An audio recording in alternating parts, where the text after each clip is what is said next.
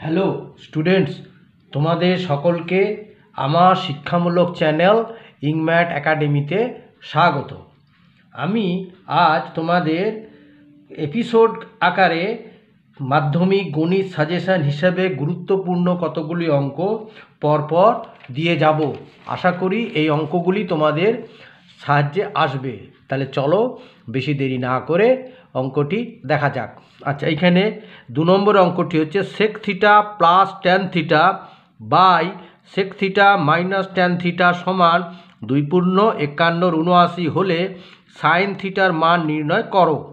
আচ্ছা, এইবারে অঙ্কটি প্রথমে কি করা হলো, অঙ্কটি টুকে নেওয়া হলো, যা আছে তাই টুকে নেওয়া হলো। এরপরে কি হলো, sec theta plus tan theta by sec theta minus tan theta সমান এই যে এইটাকে মিশ্র ভগ্নাংশটিকে অপ্রকৃত ভগ্নাংশে পরিণত করা হলো, মানে 79কে 2 দিয়ে গুণ করে 51 যোগ করে বাই 79। তাহলে হবে কত না 209/79।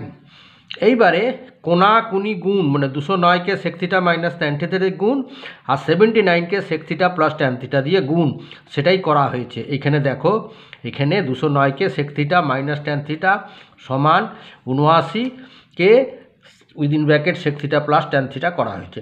তারপরে গুণগুলো করে নেওয়া হচ্ছে। 209 sec theta minus 209 tan theta সমান 79 sec theta plus 79 tan theta. এইবারে সেক থিটাগুলোকে একদিকে নিয়ে এলাম, মানে 209 সেক থিটা আর সমান চিহ্নের ডান দিকে যে 79 সেক থিটা, এটা সমান চিহ্নের বাম দিকে এলে হবে মাইনাস 79 সেক থিটা সমান, আর এটা ডান দিকেই আছে সমান চিহ্নের 79 ট্যান থিটাটা, এই সমান চিহ্নের বাঁ দিকে একটা ওইদিকে নিয়ে গেলাম, হয়ে গেল প্লাস 209 ট্যান থিটা। তারপরে কি করা হলো, এই 209 থেকে 79 যদি বিয়োগ দেওয়া যায় তাহলে হবে 130।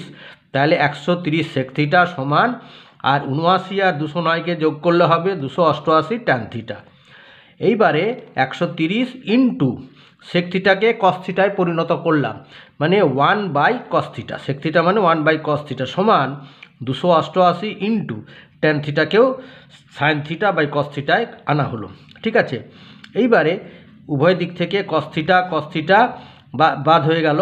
তাহলে রইল কত, 130 ইন্টু 1, উপরে 1 মানে 1, মানে 130 সমান 288 ইন্টু সাইন থিটা, বা 130 এটা আছে গুণের আকারে, এটা সমান চিহ্নের ডান দিকে গুণের আকারে ছিল, সমান চিহ্নের বাঁ দিকে ভাগের আকারে হয়ে যাবে। তাহলে 130/288 সমান সাইন থিটা। কাটাকাটি করলাম, 130কে 2 দিয়ে 65, 188কে 2 দিয়ে 144 সমান সাইন থিটা, বা সাইন থিটাকে এদিকে আনলাম, সাইন থিটা সমান 65/144। ঠিক আছে, আচ্ছা।